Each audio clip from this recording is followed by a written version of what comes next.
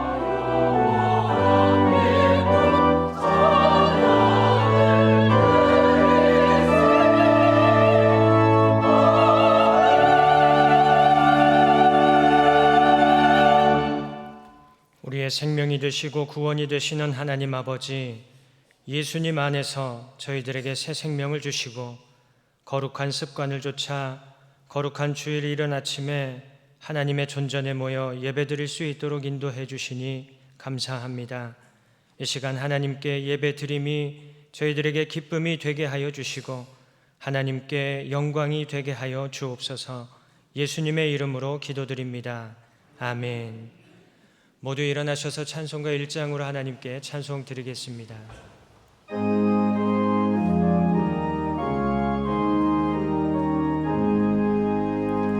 만복의 근원 하나님, 온 백성 찬송 드리고 저 천사여 찬송하세. 찬송 성부 성자 성령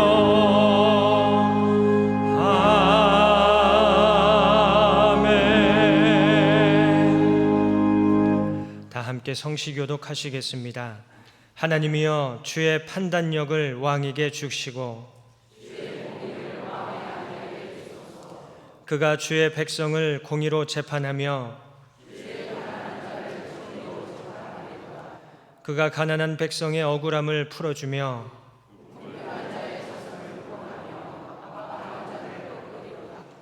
모든 왕이 그의 앞에 부복하며 모든 민족이 그를 섬기리로다. 아멘. 사도신경으로 우리의 신앙을 고백하겠습니다.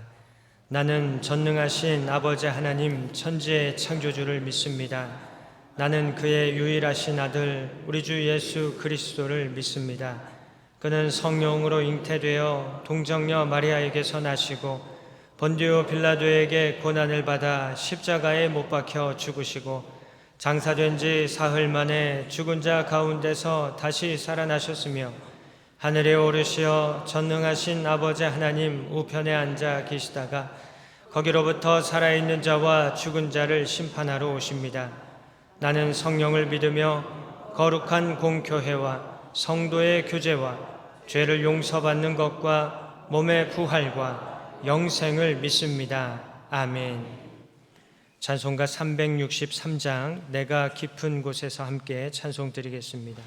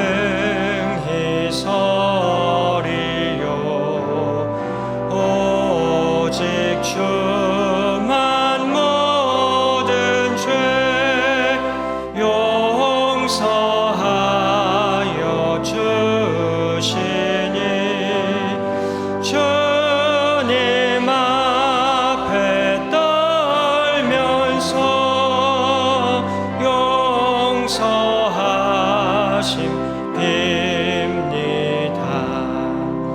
파수꾼의 새벽을 기다리고 바라듯 나의 영혼 주님만 간절하게 바라네. 이스라엘 백성아 주를 바라보아라. 주의 크신 은혜와 그의 능력 바라라.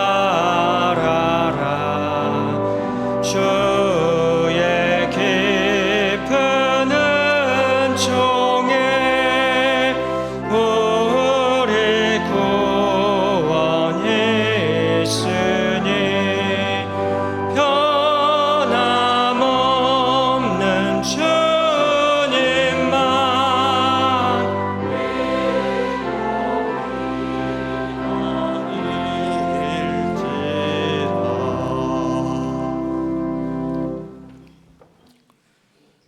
천지와 만물을 창조하시고 다스리시는 전능하신 하나님 아버지, 우리가 악인의 길을 쫓지 아니하고 죄인의 길에 서지 아니하고 오만한 자의 자리에 앉지 않는 복 있는 사람으로 살게 하심을 감사드리며 예배의 자리로 나아가오니 기뻐 받으시옵소서.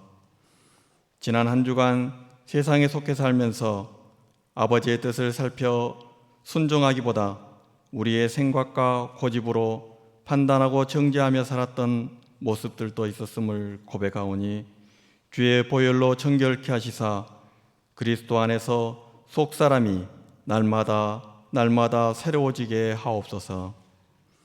폭염을 꺾으시고 따사로운 햇살과 시원한 바람을 주시니 감사드립니다. 결실의 좋은 계절에 더욱 열심을 내어 기도와 말씀, 전도와 선교, 봉사와 섬김에 힘써 하나님의 나라를 이루어가는 신안의 성도들이 되렵니다. 저속으로 큰 일교차에 건강 상하지 않도록 우리를 보호하여 주시옵소서.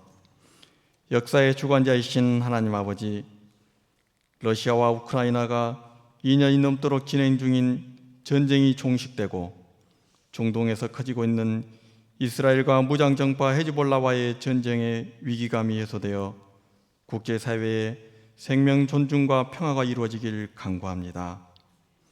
우리의 앞날을 인도하시옵소서. 남북 간에는 군사적 긴장감이 고조되고 낮은 출산율은 국가 소멸의 길로 접어들어가고 아픈 국민들은 제때 치료받지 못하는데 지도자들이 정쟁에 휩싸여 있는 작금의 우리 현실은 참으로 안타깝습니다. 대통령을 비롯한 위정자들과 공무원들이 국민을 위해 힘쓰고 애쓰는 공직자들이 되게 하시며 무엇보다 의대 정원을 놓고 의정 갈등 중인 정부와 의사들이 신속히 대화를 통해 방법을 찾고 국민의 생명을 상하게 하는 의료 대란의 사태가 발생하지 않도록 강권적으로 역사하여 주시옵소서.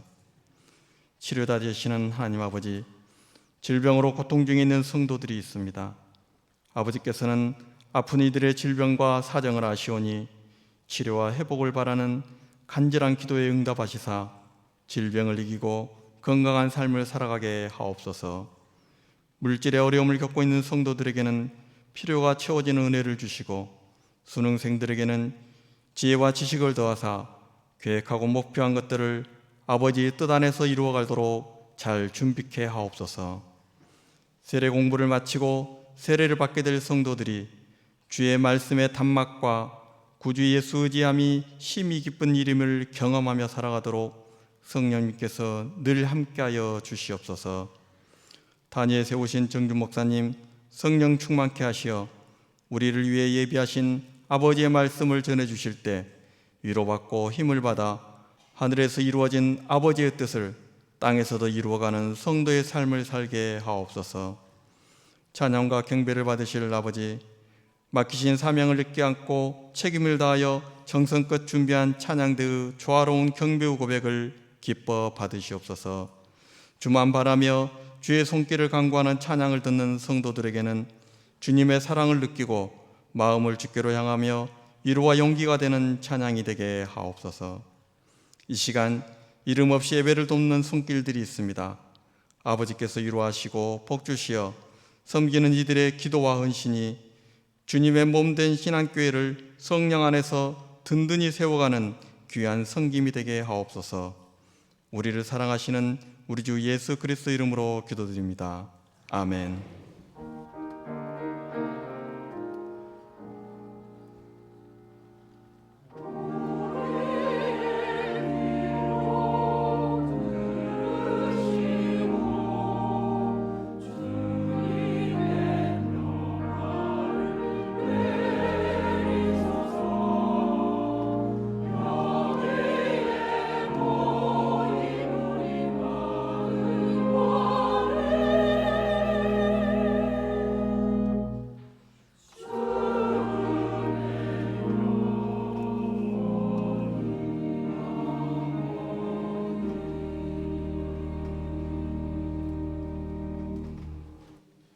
오늘 하나님께서 우리에게 주시는 말씀은 신약의 말씀 사도행전 17장 16절부터 23절까지의 말씀입니다.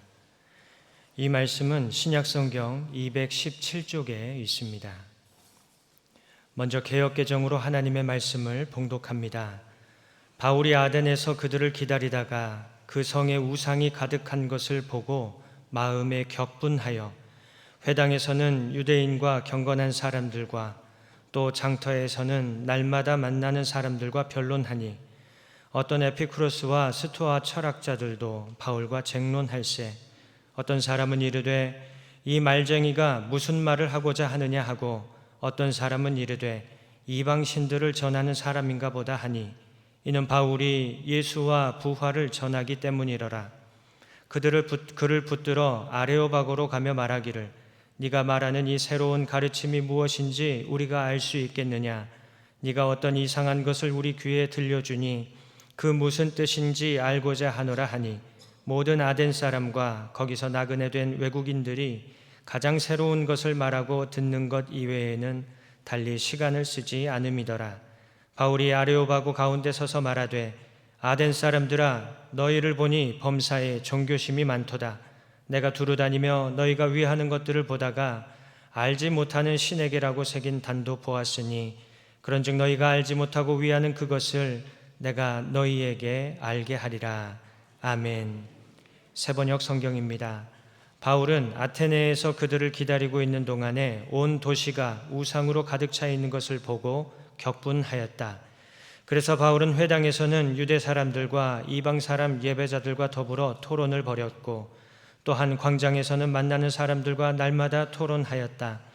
그리고 몇몇 에피쿠로스 철학자와 스토아 철학자도 바울과 논쟁하였는데 그 가운데서 몇몇 사람은 이 말쟁이가 도대체 무슨 소리를 하려는 것인가 하고 말하는가 하면 또 몇몇 사람은 그는 외국신들을 선전하는 사람인 것 같다 하고 말하기도 하였다.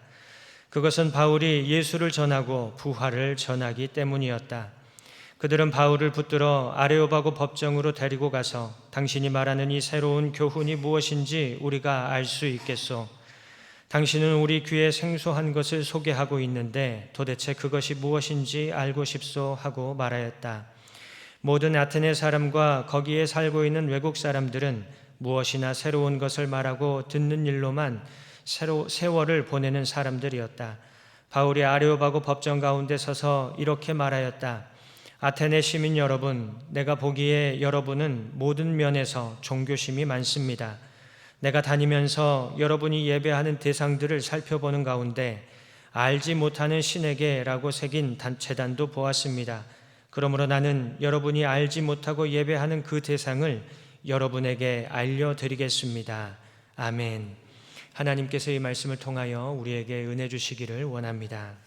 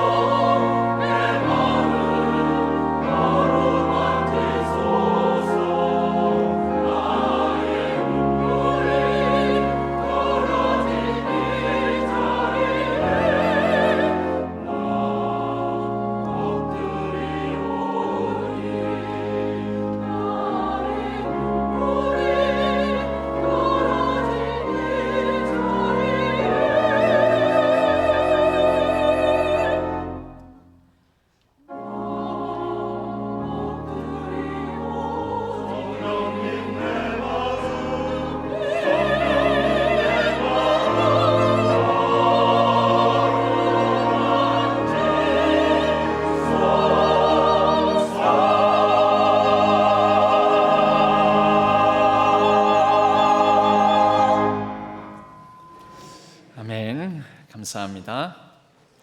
잠깐 기도하겠습니다. 하나님 아버지, 하나님을 바라고 또 하나님께서 주실 말씀, 그 지혜를 듣기 위하여 이 자리에 나왔습니다.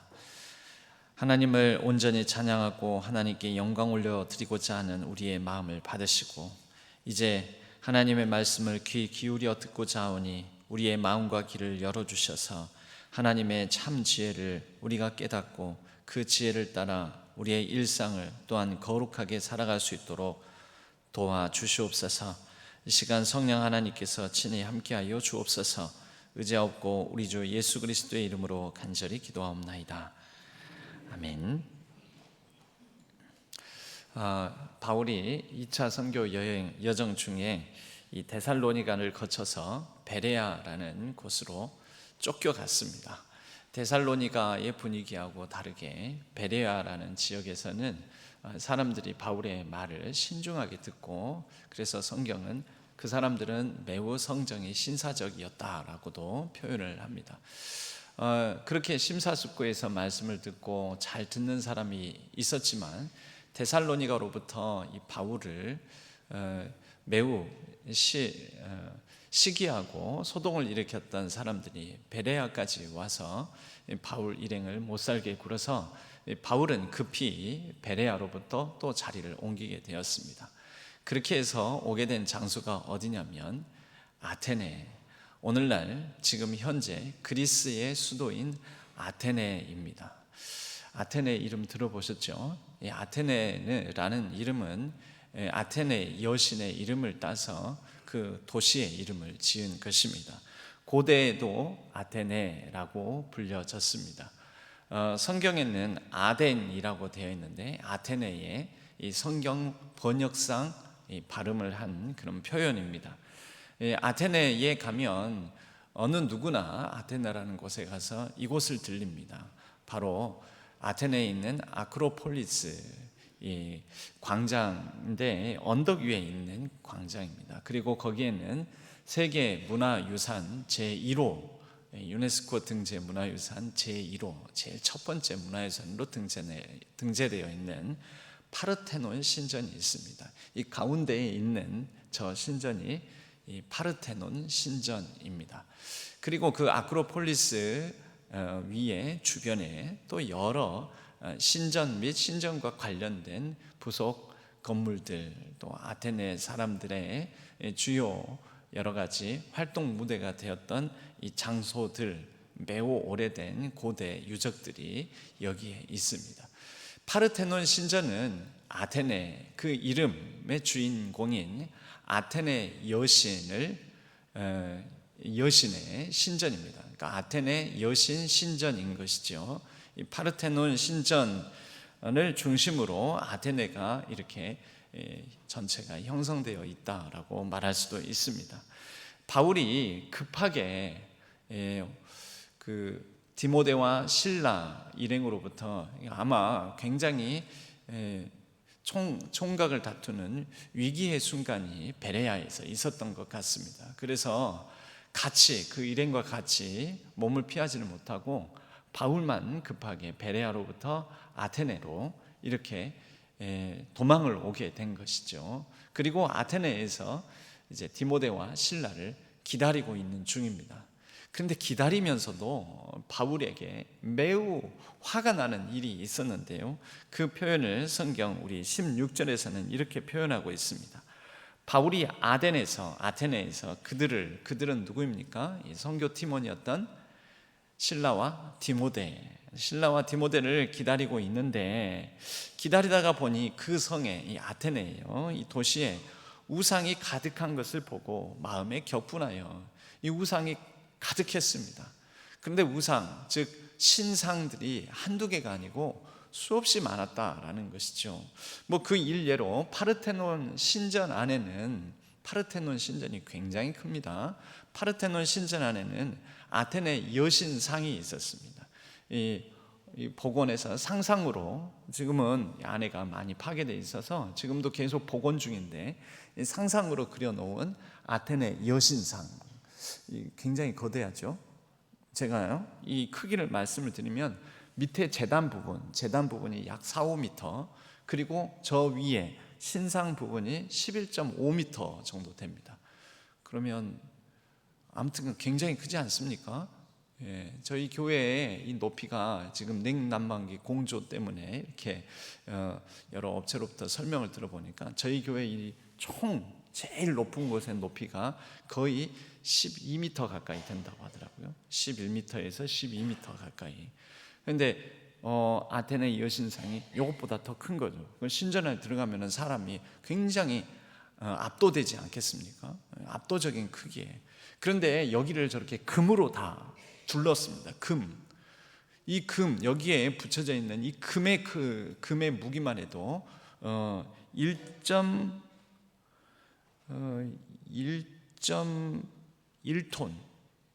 1.1kg가 아니고 1.1톤 이렇게 큰 아테네 여신상을 치장하는데 1100kg의 금이 소요되었다라는 것이죠. 이 바울 입장에서 이런 신상들을 보면서 얼마나 화가 났는지, 이게 뭐 하는 짓이지? 이 바울은 어렸을 때부터 그 히브리인 중에 히브리인이라고 자신을 나중에 소개를 하는데요. 어렸을 때부터 이 유대 율법을 배웠고, 그리고 로마 시민권을 가지고 있는 사람으로서 또 로마 헬라 철학에 관하여서도 익히 배웠던 사람입니다. 철학이 무엇입니까? 지혜의 학문입니다. 지혜의 학문. 인간이 인생이란 무엇인가? 우리의 이 인간이란 무엇인가? 또 뭐 어떤 이 사물의 본질을 탐구하는, 예전에는 과학도 철학의 영역에 들어가 있었습니다. 그러니까 그런 깊이 있게 어떤 것을 탐구하면서 지혜를 사랑하고 지혜를 쌓아나가는 그런 분야, 학문인데요. 아테네는 그 당시에 이 헬라 세계권에서 가장 지혜의 중심 도시, 지혜의 도시라고 여겨졌습니다. 아테네 여신이 또 지혜의 여신이거든요. 그래서 지혜의 여신을 모시는 아테네는 굉장히 철학이 발달하고 지혜가 발달하고, 그래서 지혜를 나누고 사람들끼리 그러는 곳으로 알고, 바울도 기대하는 마음으로 이 아테네에 약간 적잖이 기대하는 마음도 가지고 왔었으리라고 생각을 해봅니다. 그런데 여기 와서 보니까 본인도 상당히 철학적 사고를 하는 사람이고, 지혜를 어렸을 때부터 배워왔기 때문에 지혜를 존중하고 지혜에 관한 이야기들, 토론을 하는 것을 즐겨하는 사람인데, 아테네에 와서 보니까 이 지혜는 고사하고 숱한 신상들, 우상들만 가득하더라는 거죠. 이것이 그를 매우 화나게 만들었습니다. 매우 화가 났습니다. 이게 뭔가, 가장 지혜의 중심 도시라는 아테네가 이렇게 많은 우상 신상들을 가질 수가 있는가? 여러분, 이것이 사실 오늘날 현대 도시의 본질입니다. 오늘날 사람들이 과학, 합리성, 상식 뭐 이런 것을 존중하고 있지 않습니까? 그런데 이렇게 아테네가 지혜의 중심 도시이면서, 철학의 도시이면서, 그러나 이곳에 우상 신상들이 많이 가득했다라는 것은, 여러분, 진짜 신은 모르고 있었다라는 반증일 수도 있는 거죠. 그리고 인간의 합리성, 인간의 사고, 인간의 지혜가 발달하면 발달할수록 여러분, 무신론으로 가는 게 아닙니다. 사실은 무신론도 하나의 지혜의 일종일 뿐이지, 인간의 지혜, 지식, 합리성, 이게 발달하면 발달할수록 사람은 오히려 수없이 많은 다양한 신을 섬길 수 있다라는 그러한 증거가 바로 이 아테네입니다. 아테네에 얼마나 많은 신상들이, 또 얼마나 많은 신들을 섬겼느냐, 나중에 이 로마 시대 때 한 조술에 보면 아테네에는 거기에 사는 사람들 수보다 더 많은 신들과 신상들이 있었다라고 그렇게 기술을 하고 있습니다. 그럼 참 역설적이죠.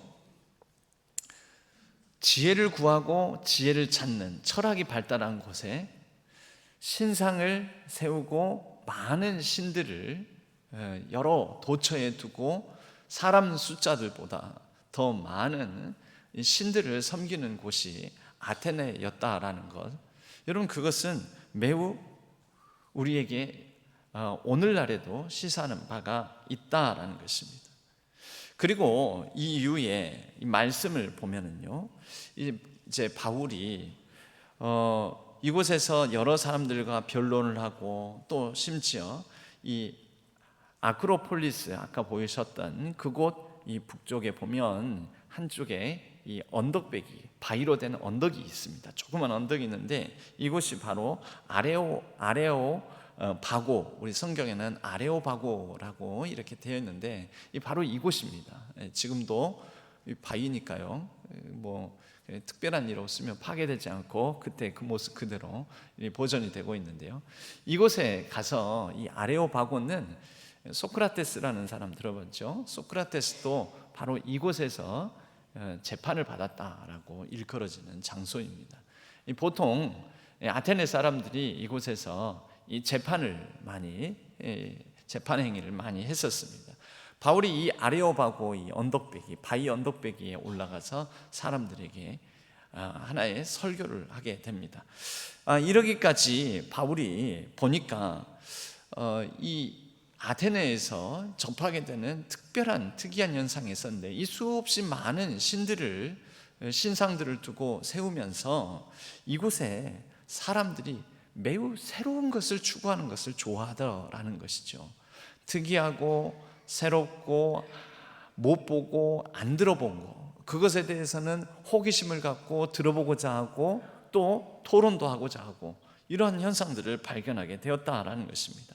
18절에 보면 어떤 에피쿠로스와 스토아 철학자들, 그때 아테네에 있는 큰 두 가지 흐름의 철학의 흐름이었습니다. 에피쿠로스 학파와 스토아 학파로 오늘날 이 철학사에서는 알려져 있습니다. 바울과 논쟁을 벌이는데 어떤 사람은 이 말쟁이가 무슨 말을 하고자 하느냐 하고, 또 어떤 사람은 이방신들을 전하는 사람인가 보다 하고 이 바울이 하는 얘기를 유심히 듣더라는 거지요. 그리고 19절에 그를 붙들어 아레오바고로 가며 말하기를 네가 말하는 이 새로운 가르침이 무엇인지, 그러니까 새로운 가르침에 대한 호기심이 있었던 거죠.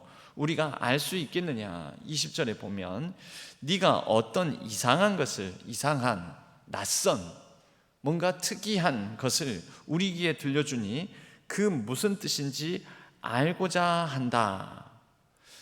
여러분 21절에는 이 사람들의 이 성향에 대해서 이렇게 표현하고 있습니다. 모든 아덴 사람과 거기서 나그네된 외국인들이 가장 새로운 것을 말하고 듣는 것 외에는 달리 시간을 쓰지 않음이더라. 이게 뭡니까? 오늘날 여러분 우리도 새로운 것을 막 추구하지 않습니까? 뭐 새로운 거 없나? 음식을 먹으면서도 안 먹어본 거, 내가 못 먹어본 거, 그런 거 없나? 뭐 먹자고 그러면 그건 늘 먹는 건데 그거 말고 뭐 새로운 거, 좀 특별한 거, 그런 거 없냐? 뭔가 맛있고 뭔가 신선한 거 없냐? 내가 안 가본 곳, 그런 곳 없냐? 여러분 이런 심리가 모든 사람에게, 오늘날 현대인들에게도 있습니다. 이것을 어떤 새로운 상품, 신상 추구 욕구라고 이렇게 명명을 해보자 하면, 여러분 언어 유희를 발휘하면 신상, 새로운 상품을 추구하는 욕구, 여러분 이것이 아테네 사람들에게는 사람 수보다도, 그 인구 수보다도 더 많은 다양한 신들을 세우고 다양한 신들의 배경에 있는 그런 우상 숭배 행위를 하는 그런 심리로 작용하지 않았겠습니까? 여러분 오늘날 인간의 심리 기저에 오늘 현대인들의 심리에도 새로운 상품, 뭔가 새로운 뭔가 특별한 거, 뭔가 특이한 것을 추구하는 이러한 심리 기저에는 어떤 것으로도 만족하지 못하고 행복하지 못하고 어떤 것으로도 평안을 누리지 못하는 그런 심리가 바탕에 깔려 있습니다. 그러니까 자꾸 새로운 것을 추구하는 거죠. 새로운 옷을 입고 또 새로운 어떤 스타일을 하고 새로운 어떤 화장품을 바르고 특별한 뭔가, 여러분 그런 심리는 새로운 어떤 것을 힘입으면, 새로운 옷을 입으면 내가 새로워질 것이다 라는 심리가 있죠. 내가 젊어질 것이다, 내가 좀 더 나아질 것이다, 내가 좀 안 먹어본 새로운 음식을 먹어보면 내가 좀 그 새로운 행복을 누릴 수 있을 것이다. 이건 뭐야? 이거 몸에 좋대. 이건 내가 안 먹어봤는데. 이거 한번 잡숴봐. 이거 드셔보세요. 그거 먹으면은 이전과는 다른 새로운 어떤 힘이 나에게, 새로운 어떤 건강이 주어질지도 모른다. 이런 마음이 있는 거죠. 왜요? 지금 현재 내가 갖추지 못하고, 내게 지금 없고, 내게 부족하고, 불안하고, 어떤 것으로도 채워지지 않음, 이런 것이 우리에겐 있다라는 것입니다. 그래서 바울은 이 사람들을 향하여서 이제 설교를 시작합니다. 설교를. 여러분, 이 사람들에게 설교를 시작하면서 바울은 22절에 보면 이렇게 얘기를 합니다. 바울이 아레오바고, 그러니까 아까 보셨죠? 바위, 그 바위 위에 올라가서 거기가 단상일 수도 있고 재판정이 되기도 합니다. 그 가운데 서서 말을 합니다. 아덴 사람들아, 너희를 보니 범사에 종교심이 많도다. 여러분 이 종교심이 어떤 종교심입니까? 새로운 어떤 뭔가, 새로운 특이한 신, 이전의 신으로 만족이 안 됐던 거죠. 이전에 그들이 섬겼던, 그들이 세워놨던 신상으로는 그들이 충만하지 않았던 것이죠. 완전치가 않았던 것입니다. 그러니까 자꾸 새로운 종교적 열망이 있는 것입니다. 새로운 종교심, 뭔가 특별한 새로운 것을 가져다주는 신에 관한 네가 이야기를 하려느냐, 어떤 새로운 신을 소개하려느냐, 이런 마음이 있는 거죠. 너희들 보니까 참 종교심이 많다. 여러분, 이 종교심에, 이 아테네 사람들에게 있는 이 종교적 열망, 이 풍성한 종교심에, 그런데 그들이 가진 종교심 가운데는 어떤 종교심이 있었냐면 거룩한 것과 세속적인 것을 구분하고 살아가는 이원론적 신관을 가지고 있었습니다.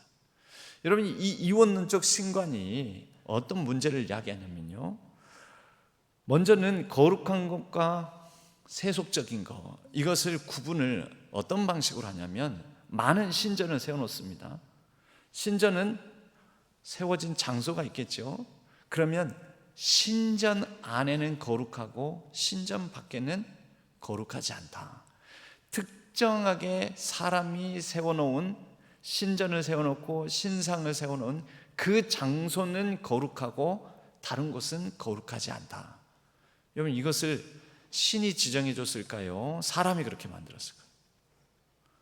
어느 곳이 거룩하다, 여기다 신전 세우자, 여기에 신상 세우자, 여러분, 그걸 신이 지명해 줬어요? 아니면 사람이 여기 참 좋아 보인다, 여기다 신전 세우면 좋겠다, 여기다 신상 세우면 좋겠다, 사람이 지정했어요. 사람이 한 거죠. 여러분, 어느 특정한 장소, 어떤 특정한 신전을 세워놓고 이곳이 거룩하다라고 말하는 것은 사실은 신을 가두는 것입니다. 누구 안에요? 사람 생각 안에. 내가, 아니면 특정 누군가가 여기는 신전이 세워질 자리입니다, 여기는 거룩합니다 라고 지정하는 거잖아요. 그러면 그렇게 지정한 사람 안에 신이 갇히는 거죠. 그리고 신은 그 신전 안에만 있는 것입니다. 아무리 크고 압도적으로 세워도 사람이 세웠잖아요. 그러니까 신은 그것을 세운 사람보다 못한 거죠. 사람이 만들어낸 것이니까요. 두 번째, 이 거룩한 것과 세속적인 것을 구분하며 살아가는 이원화된 이 가운데에는 두 번째로 이런 게 있습니다. 이 신을 향하여서 그러면 압도적으로 사람보다도 키가 크고 또 금을 번쩍번쩍하게 붙여놓고, 그리고 나서 거기에 최선을 다한 제물을 드립니다. 제의 방식이 있습니다. 그걸 제사라고도 할 수도 있고요. 그래서 정성을 다하는 것입니다. 그렇게 다하면 내가 최선을 다해서 최상의 것을 얼마나 잘 드리냐에 따라서 신이 감동하게 된다는 거죠. 그러니까 모든 제물, 제의의식은 뭡니까? 신을 감동시키는 뇌물이 됩니다. 뇌물. 그리고 이것을 제대로 드리지 아니하면 신은 진노할지도 모른다. 진노할지도 모른다. 그러니까 신을 감동시키고 만족시키고 또는 신의 노여움을 풀어줘야 된다. 이렇게 가는 거죠. 세 번째로는, 그런데 신에게 아무나 갈 수는 없고 이 거룩한 신전 안에 거룩한 신상 앞에 특별하게 구별된 사람만 가야 된다. 그래서 그 사람들이 사제 드린 거죠. 그래서 아테네에 많은 사제들이 있었습니다. 그 신전 안에서 일을 하는, 그래서 사람들이 가져온 재물을 신에게 브로커로서 신에게 이 구별된 사람이 드리는 역할을 맡은 그런 이제 사제들이 있었습니다. 여러분, 이렇게 거룩한 것과 세속적인 것을 나누는 게 바로 아테네에 가득한 많은 종교심, 종교적 열망, 열심의 핵심이었습니다. 그러니까 신전 벗어나면 어떻게 사냐면요, 제 멋대로 살아갑니다. 아무 상관이 없이. 그 신을 이렇게도 많이 섬기고 사람 인구수보다 더 많은 신상을 두고 있지만 그들은 그 특별하게 지정된 자리, 신전과 신상이 있는 자리를 제외한 일상에서는 그 신과 무관하게 자기 마음대로 살아간다라는 거죠. 그리고 나서 신의 노여움이 살까 두려운 마음이 들면 그 거룩한 신전, 신상 앞에 가가지고 제물을 드리고 그렇게 자신의 이 어떤 죄책감을 털어버리고 또 다시 신전을 벗어나면 마음대로 살아가고 이렇게 한다라는 것이죠. 오늘 우리는 23절까지 읽었지만요, 바울이 그들을 향하여서 설교를 합니다. 범사에 종교심이 많은 그들에게 너희들이 보니까 수없이 많은 신상을 세워놓고 우리가 알지 못하는 또 새로운 신이 있을지 모르니까 알지 못하는 신이라고 해가지고 비워놓은 신상 자리도 놔두자. 그런데 너희들이 진짜 모르는 신이 있는데 진짜 신이 있다 하면서 바울이 설교를 아레오바고 일명 설교를 시작을 합니다. 그 설교의 내용은 이렇습니다.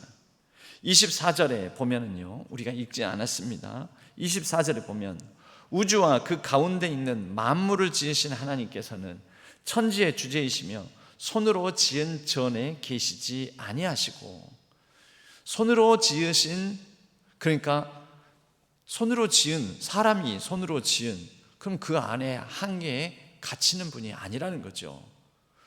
특정한 신전이 자리 잡은 그 안에 계시지 않는 분이라는 거죠.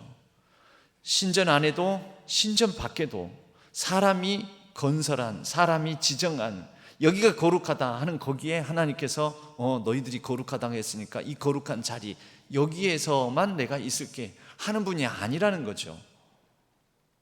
두 번째, 25절에 또 무엇이 부족한 것처럼 사람의 손으로 섬김을 받으시는 것이 아니니, 여러분, 하나님은 엄밀히 말하면 하나님은 재물을 필요로 하지 않습니다. 몇 번 말씀드린 적도 있었던 것 같은데요, 하나님은 헌금이 필요하지 않습니다. 하나님이 왜 헌금이 필요하십니까?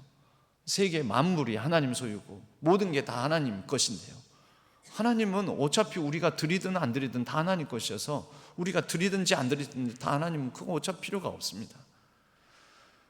하나님에게 돈이 필요하겠습니까? 하나님은 물질이 필요하십니까? 필요 없습니다. 먹고 사는 거 하나님 그런 걱정 안 하십니다. 하나님은 그런 거 다 필요 없습니다. 여러분, 그 교회에 헌금을 하는 이유는 무엇입니까? 우리가 하나님께 드린다라고 믿음의 신앙의 고백을 하지만 하나님은 사람의 손으로 드리는 것, 그것을 가지고 그 사람을 판단하지 않으십니다. 다만 왜 헌금을 하고 왜 그러느냐, 여러분, 그것은 우리가 함께 교회 공동체를 이루는 데 필요하기 때문에 헌금을 하고 돈이 필요한 것이죠. 당장 우리 지금 공조기 바꾸는데도 몇 억이 든다니까요. 여러분, 여기에 지금 앉아있는 이 의자나 이 건물들도 이거 거저 이루어진 게 아니지 않습니까? 교회 공동체, 그리고 그 교회 공동체를 통하여 하는 일들에 필요한 것이죠. 뭐 제가 다른 얘기, 잘못된 얘기 하는 겁니까? 상식적인 얘기 하는 것입니다. 그렇죠? 하나님은 사람의 손으로 섬김을 받지 않습니다. 하나님은 그래서 이스라엘 백성들이 누가 나를 보냈느냐고 하거든 내가 뭐라고 하리까? 나는 나다. 나는 스스로 있는 자다. 나는 이름이 없다. 다른 이름으로 누군가 명명해 준 것으로 불려지지도 않고 다른 누군가를 통해서 영광을 받지도 않는다. 나는 홀로 존재하는 스스로 있는 자다. 하나님께서 불타는 가시떨기 나무 가운데에서 모세에게 그렇게 자신을 계시하시지 않았습니까? 여러분, 어디에도 매이지 않는 분이시고요, 또 사람들로부터 먹고 마시는 일들을 받지 않으십니다. 재물을 받는 분이 아니십니다.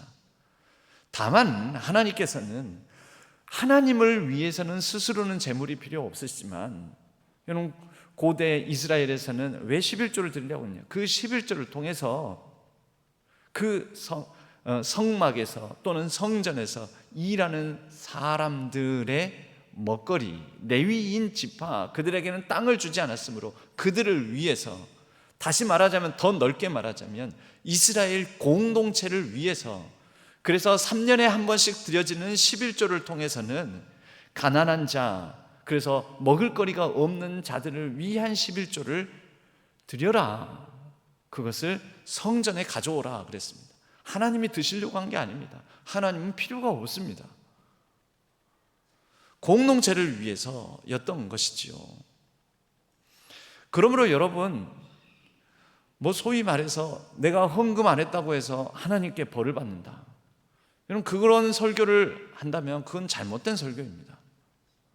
내가 벌을 받는 게 아니라 공동체가 유익을 못 받는 거죠.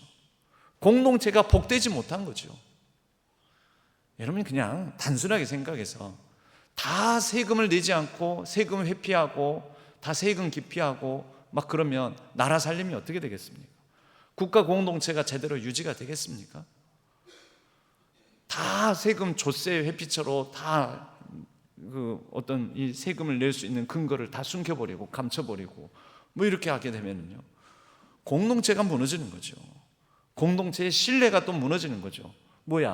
사람들 마음이 그런 거 아니에요? 나는 세금 내는데 저 사람은 나보다 더 훨씬 더 부자고 훨씬 더 잘 사는데, 훨씬 더 많은 세금을 내야 되는 사람이 훨씬 더 적게 내고 세금을 저렇게 회피해? 그러면 사람들이 억울하잖아요. 억울한 마음이 들잖아요. 그러면 공동체의 성이 무너지게 돼요. 서로 신뢰감이 무너지게 되는 거죠. 그럼 복되지 못한 공동체, 복되지 못한 사회가 되는 거죠. 교회로 돌아오면요, 여러분, 바로 공동체의 어떤 이러한 복된 모습이 이루어지지 않게 되는 것입니다. 헌금을 내지 않고 하나님은 일반 그런 종교심의 근거에 의해서 이걸 내야 복을 받고 내지 않으면 너 벌을 받는다, 이렇게 하시는 분이 아닙니다. 하나님은 인간이 드린 것으로 인하여서 많이 드려서 내가 흡족하구나 만족하시는 분도 아니고, 적게 드렸다고 해서 하나님께서 그걸 근거로 화를 내시거나 진노하시는 분도 아닙니다. 그러므로 여러분, 혹시 여러분들이 신앙생활 하는 중에 일이 잘 안 풀리면은 내가 뭐를 제대로 안 내가지고 내가 하나님께 드려야 될 것을 안 드려가지고 내가 벌 받는 건가? 여러분, 그렇게는 생각하시지 마십시오. 여러분들이 그렇게 하나님께 직접적인 진노를 사지는 않으십니다. 다만 공동체가 무너질 뿐이지, 공동체가 제대로 이루어지지 않을 뿐이지, 그리고 공동체의 정의가 이루어지지 않을 뿐이지, 여러분, 그것 때문에 하나님께 직접 진노를 받는다거나 그런 일은 없습니다. 여러분, 하나님은 사람의 손으로 사람의 하는 것에 따라서 더 영광스러워지고 더 존귀해지고 그런 분이 아닙니다. 스스로 존귀하신 분이십니다. 그리고 마지막으로 이제 사도 바울이 사람의 손으로 섬김을 받으시는 것이 아니니 이는 만민에게 생명과 호흡과 만물을 친히 주시는 즉 하나님이 오히려 주시는 분이시지, 사람이 하나님께 드려지는 것으로 말미암아, 사람이 하나님을 금치장하는 것으로 말미암아 압도적인 면모를 보이시고 대단한 어떤 그런 영광을 받으시는 분이 아니라는 것입니다. 오히려 하나님께서 생명과 호흡과 만물을 위하여서 친히 모든 것을 주시는 분인데, 26절 27절에요 인류의 모든 족속을 한 혈통으로 만드사 온 땅에 살게 하시고 그들의 연대를 정하시며 거주의 경계를 한정하셨으니 이는 사람으로 혹 하나님을 더듬어 찾아 발견하게 하려 하심이로되 그는 우리 각 사람에게서 멀리 계시지 아니하시도다. 어디에 계십니까? 우리가 호흡하고 살아가는 순간순간, 또 우리가 살아가는 모든 일상, 그 가까운데 우리를 찾아오셔서 우리와 함께 하신다라는 것입니다. 그리하여 28절 끝에는요, 우리가 그의 소생이다, 그로부터 말미암았다라고 말씀합니다. 그로부터 말미암았으니 우리는 그분 안에 거하는 것이죠. 여러분, 우리는 거룩한 것과 세속적인 것, 즉 특정 여기가 거룩하고, 특정 이 일이 거룩하고, 특정 장소가 거룩하고, 특정한 어떠한 그 자리에 있는 것이 거룩하고, 그런 게 아닙니다. 하나님께서 말씀하시길 고린도전서 6장 19절 말씀에 이렇게 말씀하셨습니다.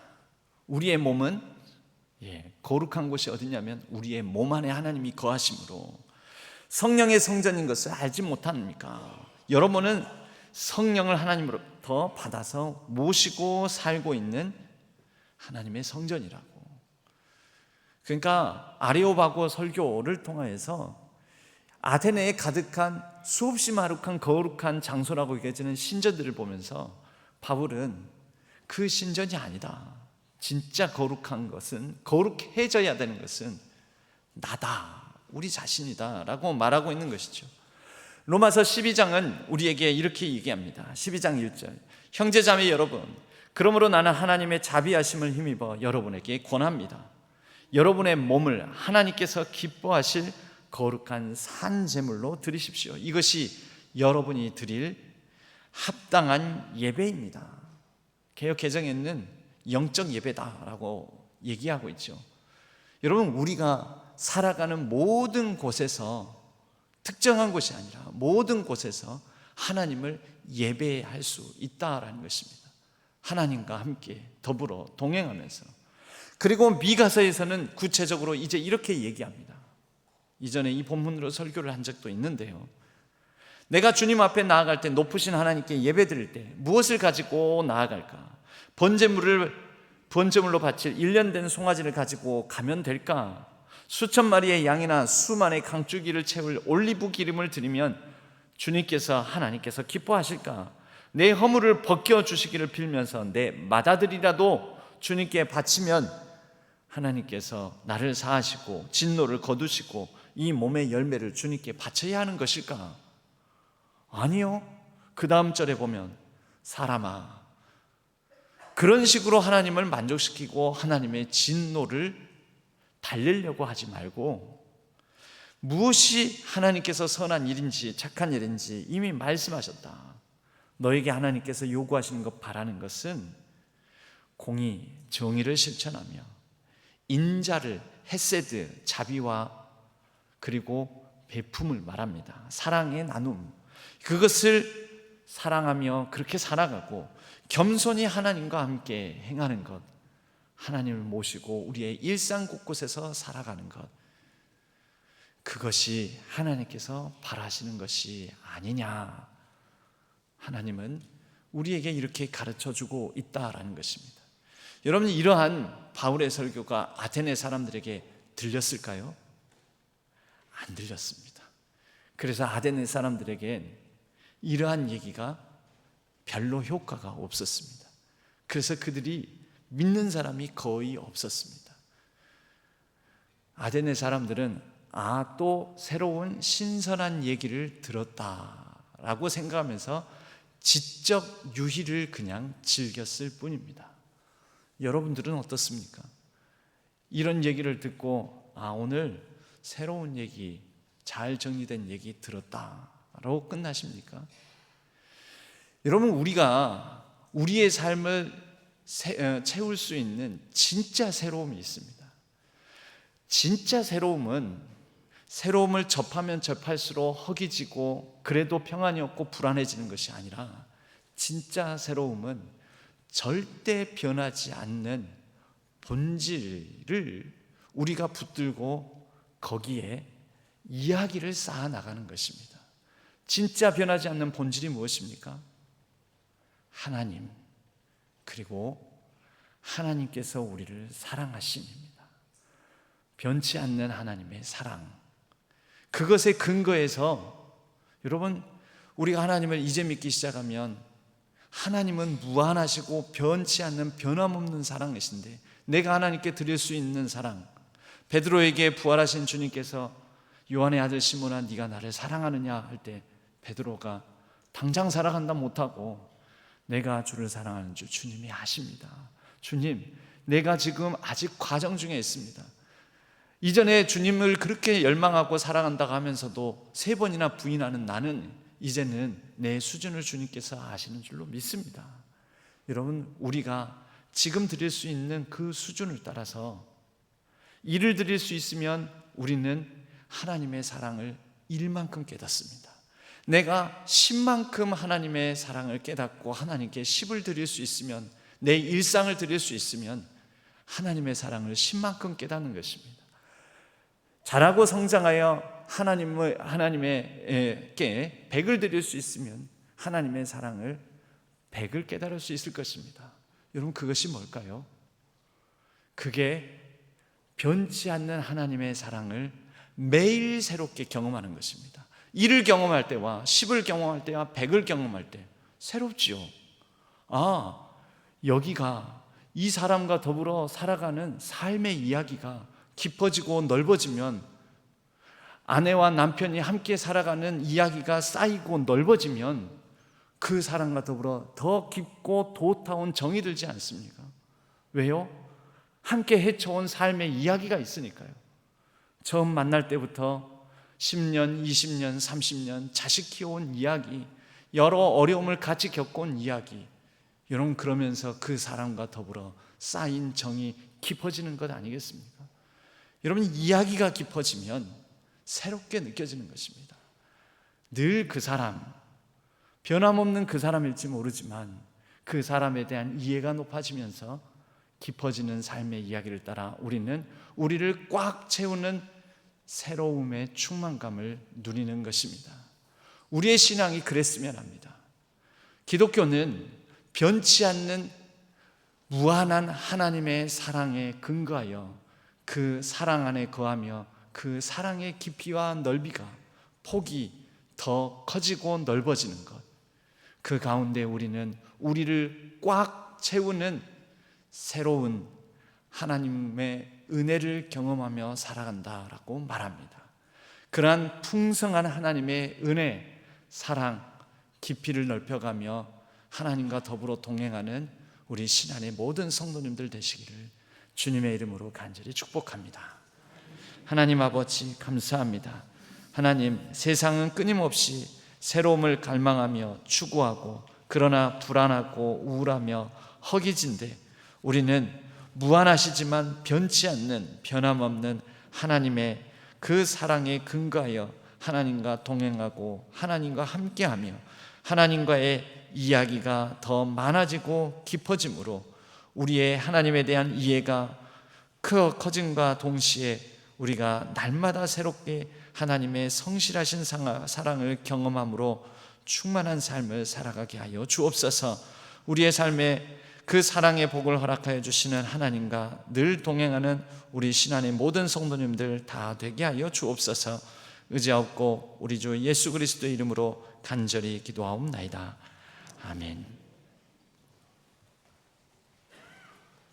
찬송가 484장 함께 찬송 드리겠습니다.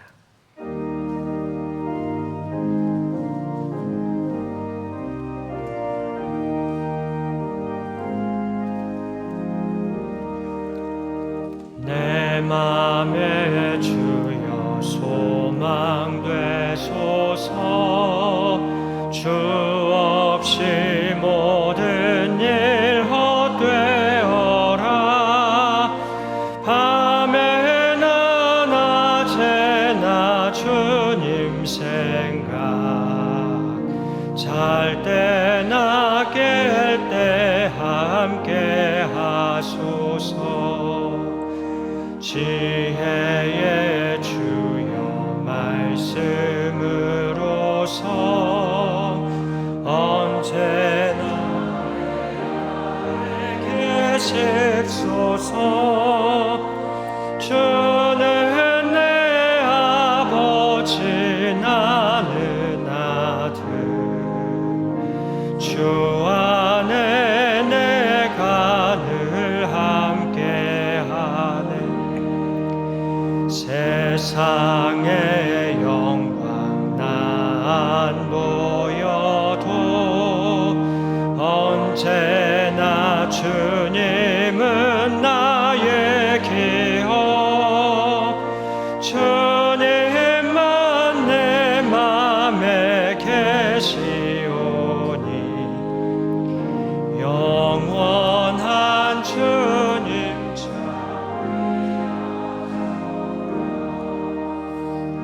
영원한 주님 내 승리의 주 하늘의 기쁨을 주옵소서 어떠한 고난이 닥쳐와도 만유의 주여 소망되소서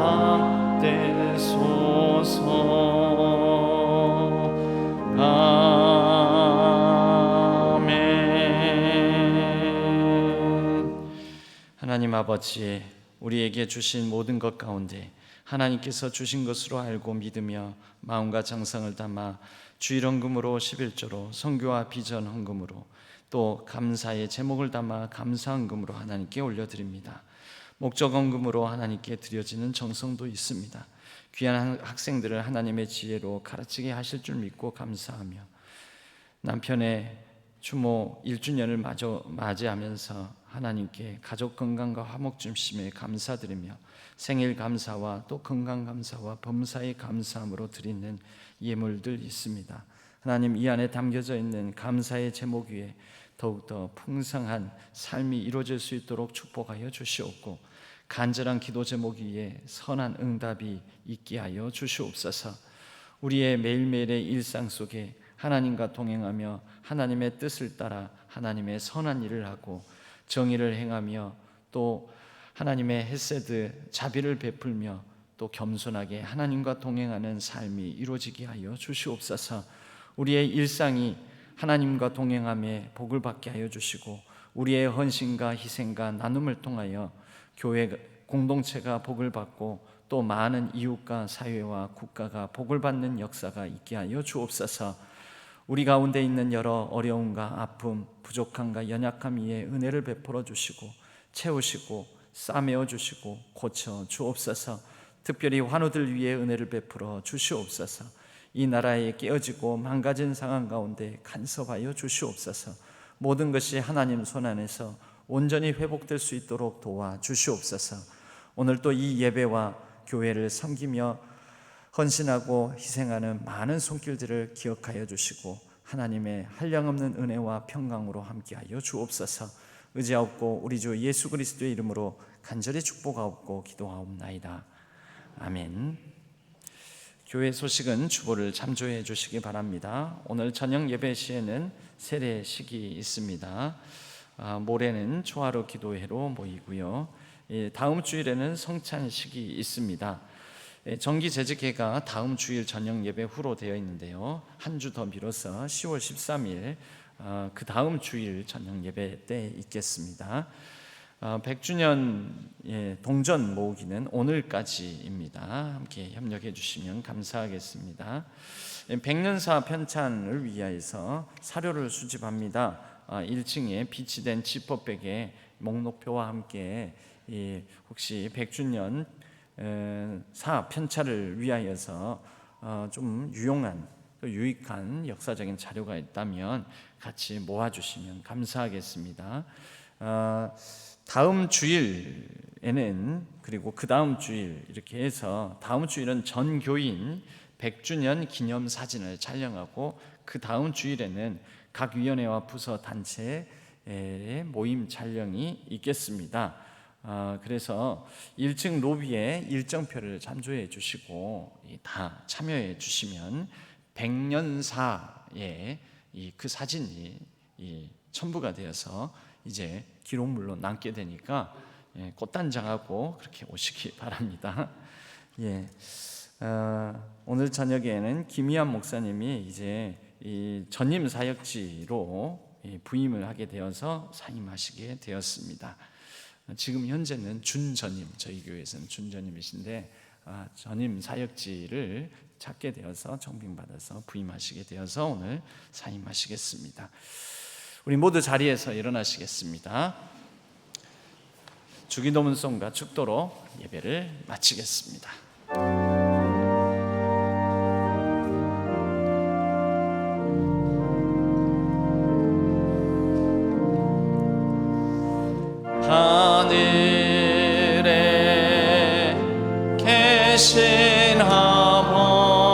아버지 이름 거룩하사 주님 나라 임하시고 뜻이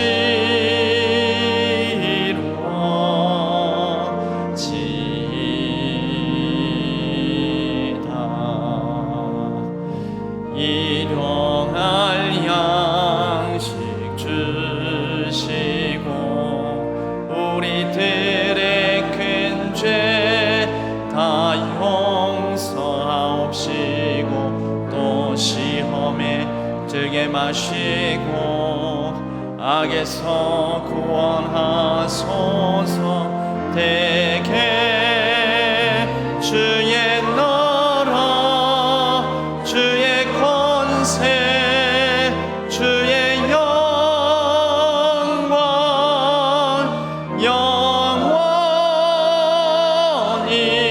영원히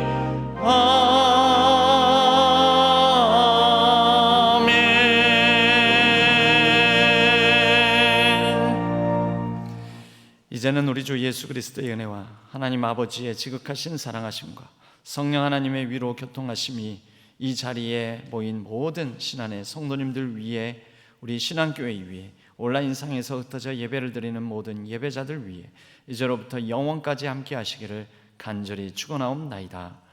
아멘.